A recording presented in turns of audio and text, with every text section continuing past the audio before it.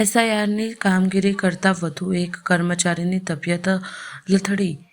બીએલઓના સહાયક મહિલા કર્મચારી બેભાન થઈ પડી ગયા. પ્રતાપ વિદ્યાલયમાં ચાલતી ફોર્મ ચેકિંગની કામગીરી દરમિયાન બની ઘટના. બીએલઓના સહાયક બેભાન થઈ નીચે પડી ગયા.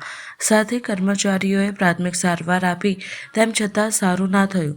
ઉષાબેન સોલંકીને રિક્ષામાં બેસાડી ત્યારબાદ 108માં હોસ્પિટલમાં ખસેડ્યા.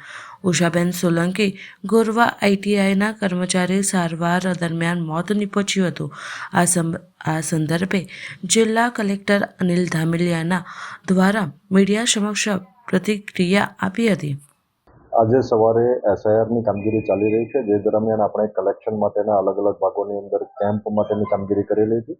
આમની અંદર બીએલઓ સહાયક, મોટી સંખ્યામાં કોલેજના વિદ્યાર્થીઓ જોડાયેલા હતા. આ દરમિયાન એક દુઃખદ ઘટના બની. આપણી સાથે બીએલઓ સહાયક તરીકે ઉષાબેન સોલંકી, જે તિલકવાડા નર્મદા જિલ્લાના વતની છે અને અહીંયા ફરજ નિભાવતા હતા. એમને અચાનક ત્યાં સ્થળ ઉપર પડી જતા એમને તાત્કાલિક જે કડક બજાર હતું ત્યાંથી તાત્કાલિક એમને આપણા નાયબ મામલતદાર એમને હોસ્પિટલમાં લઈ ગયેલા. એમ્બ્યુલન્સની વેઇટ કર્યા વગર તાત્કાલિક, કેમ કે ત્યાં ગાડી પણ જઈ શકે એવું નહોતું, એટલે તાત્કાલિક એમને રિક્ષામાં લઈ જઈને એમને હોસ્પિટલ લઈ ગયેલા. અમને સૂચકતા પણ જોકે કામ ના લાગી અને હોસ્પિટલ ગયા ત્યારે એમનું નિધન થયેલું હતું. આ બેનનું દુઃખદ અવસાન થયું છે. સમગ્ર વહીવટી તંત્ર આ બેનના પરિવારની સાથે છે. એમની આપણે પોસ્ટમોર્ટમની પ્રક્રિયા પૂરી કરેલી છે. પ્રાથમિક રીતે વિગતો જે મળે છે એ મુજબ બહેનો, આ જે બેન છે એ ગોરવા આઈટીઆઈમાં જ્યારે કામ કરતા હતા ત્યારે એમને અમુક સમયે ક્યારેક એમને પડી જવાની તકલીફ હતી. હૃદય રોગના એ બીમારી ધરાવતા હતા અને એમની સારવાર અલગ અલગ તબક્કે ચાલુમાં હતી. વિશેષ કરીને આપણે કાળજી રાખીએ છીએ કે આપણા જે બીએલઓસ છે, બીએલઓ ઉપર કામનું ભારણ ના વધે એટલા માટે અન્ય એમને સહાયકો, અન્ય સંસ્થાઓ, ગુજરાત સરકાર તેમજ રાજ્ય સરકારની વિવિધ સંસ્થાઓને કામે લગાડી છે. વિવિધ કોલેજના વિદ્યાર્થીઓ આપણને મદદ માટે આવ્યા છે, એટલે આજે પણ મોટી સંખ્યામાં વિદ્યાર્થીઓ પણ આ કામગીરીમાં મદદરૂપ થઈ રહ્યા છે. આપણે પણ પ્રયત્ન કરીએ છીએ કે તમામ શાંતિથી કામગીરી કરી શકે. બેન પણ છેલ્લા 4 દિવસથી જોડાયા ત્યારથી બખૂબી કામગીરી નિભાવી રહ્યા છે. વધારે એ કામગીરીનો સ્ટ્રેસ પણ નથી. ડેટા એન્ટ્રીની કામગીરી કરીને ત્યાં જ બેસીને કામગીરી કરે છે. સાંજે સામાન્ય રીતે 6 વાગે ઘરે જતા હતા. ગઈકાલે પણ સાંજે 6 વાગ્યા સુધી કામ કરીને બેન ઘરે ગયેલા હતા. આજે સવારે જ્યારે આવ્યા ત્યારે એમની જ્યારે આવ્યા ત્યારે એમની તંદુરસ્ત હતા અને કામગીરીમાં લાગી ગયેલા હતા, પણ અચાનક એમને મોટા ભાગે જે પ્રાથમિક રીઝન આપણને પોસ્ટમોર્ટમમાં જાણવા મળ્યું છે, હાર્ટ એટેકથી એમનું મૃત્યુ થયું છે.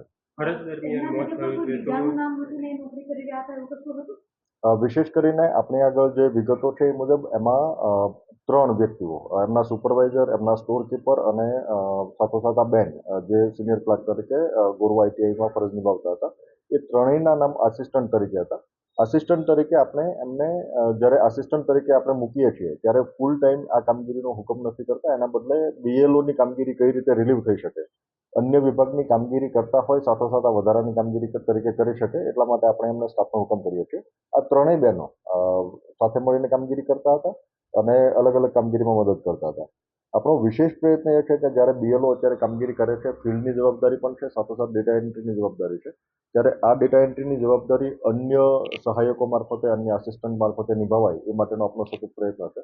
આજે શહેરની અંદર લગભગ 500થી વધારે અલગ અલગ જગ્યાઓ ઉપર બેસીને ડેટા એન્ટ્રીમાં પણ મદદ થઈ રહી છે અને સાથોસાથ 1276 જગ્યાએ જે કેમ્પ ચાલી રહ્યા છે ત્યાં પણ આપણા સહાયકો એમને મદદ કરે છે, જેથી કરીને બીએલઓની કામગીરીનું ભારણ આપણે ઘટાડી શકીએ. રાજ્યભરમાંથી એક પછી એક આવા કિસ્સા સામે આવી રહ્યા છે, જેમાં કામગીરી દરમિયાન ફરજ કરતા મોત થાય છે તો કોઈ આત્મહત્યા કરી લે છે.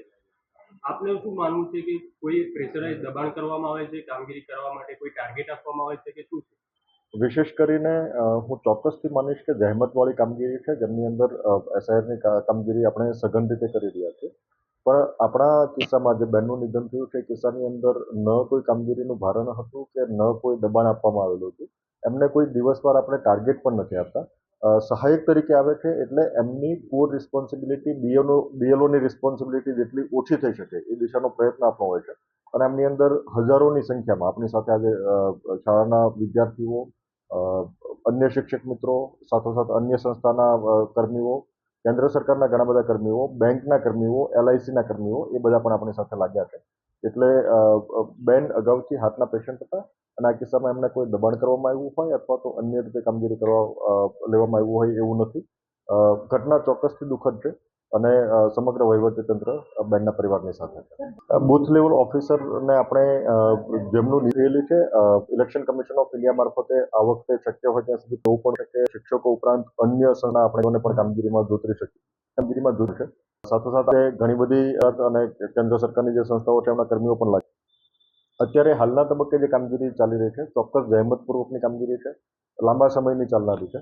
એટલે ખાસ કરીને બીએલઓ તરફની જે માંગણીઓ છે એ માંગણીઓ આપણે રાજ્ય સરકારને કન્વે પણ કરેલી છે. હાલના તબક્કે આપનો પ્રયત્ન એવો છે કે બીએલઓની જે હાલની તાત્કાલિક કામગીરી છે એ કામગીરીમાં એમને શક્ય હોય ત્યાં સુધી એક વ્યક્તિ ઉપર ભારણ ના આવે અને કામગીરી ડિસેન્ટ્રલાઇઝ મેનરમાં કરવામાં આવે, જેથી કરીને કોઈ બીએલઓની સમસ્યા ના ઉત્પન્ન થાય. એક્શન પ્લાન તૈયાર કરતો હોય નવેસરથી કે ભાઈ આ ધોરણ વધી જ રહ્યું છે, લોકોને તકલીફ પડી જ રહી છે, આવી બીએલઓની કામગીરી મેં શરૂઆતમાં જ કીધું એમ ઘટે એ માટેના સતત પ્રયત્નો ચાલુ છે. મોટી સંખ્યામાં આપણે આજે પણ આપણે અલગ અલગ કેન્દ્રો ઉપર બેસીને એમનું ડિજિટાઇઝેશનની કામગીરી હાથ ધરાય છે. વોલ્યુન્ટરીલી ઘણા બધા બાળકો પણ આપણી સાથે જોડાયા છે. હું પણ ફિલ્ડમાં જઈને આવ્યો, સવારથી ફિલ્ડમાં હતો ત્યારે પણ ખૂબ કોલેજના બાળકો પણ આ કામગીરીમાં મદદરૂપ થઈ છે. વિશેષ કરીને લોકો પણ જ્યારે બીએલઓ સાથે આપણે જવાનું હોય ત્યારે બીએલઓને સહયોગ કરે, આ કામગીરીમાં મદદ કરે. આપણે આગામી 15 દિવસની અંદર જ્યારે કામગીરી કરવાની છે ત્યારે પ્રયત્ન એવો કરવાનો છે કે કોઈ પણ કર્મીઓને કોઈ પણ પ્રકારના તણાવ મુક્ત વાતાવરણમાં રહીને કામગીરી પૂરી થાય. સાથોસાથ આપણા તરફથી પણ એમને પાયાની સુવિધાઓ અને સાથોસાથ એમને કોઈ વધારાના સમય દરમિયાન કામગીરી ના કરવી પડે. અમારો પ્રયત્ન એવો પણ છે કે બીએલઓને કોઈને રાત્રિ દરમિયાન કામગીરી ના કરવી પડે. એટલે જેટલા ફોર્મ પણ રિસીવ થાય છે એ બધાનું ડિજિટાઇઝેશન બીએલઓ સિવાયના કર્મીઓ મારફતે કરાવડાવીએ છીએ, જેથી બીએલઓનું ભારણ ઓછું થઈ શકે. વિશેષ કરીને આપણા જે બુથ લેવલ ઓફિસર છે એમની કામગીરી શક્ય હોય ત્યાં સુધી એમનું કામગીરીનું ભારણ ઘટે એ દિશાના પ્રયત્નો આપણા તમામ થઈ રહ્યા છે. બીએલઓને હેલ્પલાઇન આપણે શરૂ કરીને એમની વહીવટી મૂંઝવણો આપણે શરૂઆતથી જ એમને ઉકેલતા આવ્યા છીએ. આ સાથોસાથ આપણો પ્રયત્ન એવો છે કે અન્ય સંસ્થાઓ જેટલી માત્રામાં વધારે જોડાશે જેથી કરીને બીએલઓનું ભારણ ઘટાડી શકાય. અને આજે સહાયક તો દરેક બીએલઓ સાથે છે, ઉપરાંત આપણે વધારાના વિદ્યાર્થીઓ અન્ય સંસ્થાઓ પણ જોડાય છે જેથી કરીને એમનું ભારણ કરી શકે. આપણો પ્રયત્ન એવો છે કે આપણે કોઈ પણ વ્યક્તિને એમની આરોગ્ય એ આપણી પ્રાથમિક આવશ્યકતા છે. આરોગ્ય ખોરવીને કોઈ કામગીરી ન કરે. આપણો પ્રયત્ન એવું પણ છે કે જેને આરોગ્ય વિષયક સમસ્યાઓ હતી એમને તમામને રિલેક્સેશન પણ આપ્યા છે. પણ આવા કિસ્સાની અંદર જ્યારે ફરજ ઉપર એમને કામગીરી કરતા હતા એ દરમિયાન જ અચાનક જ એમને તકલીફ થઈ અને આપણે તરત એમને સારવાર દરમિયાન એમનું નિધન થયું છે.